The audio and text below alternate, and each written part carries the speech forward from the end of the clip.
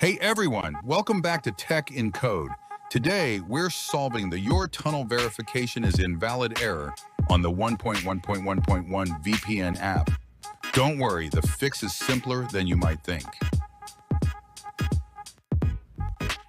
So you open up the 1.1.1.1 VPN app, ready to secure your connection, and suddenly you get hit with that annoying error. Your tunnel verification is invalid. This usually happens when the app can't establish a secure connection with the VPN servers. It could be due to network issues, temporary server downtime, or just some miscommunication between your device and the VPN. But here's the good news. You don't need to mess with any settings or do anything complicated. The best fix? Just leave it alone.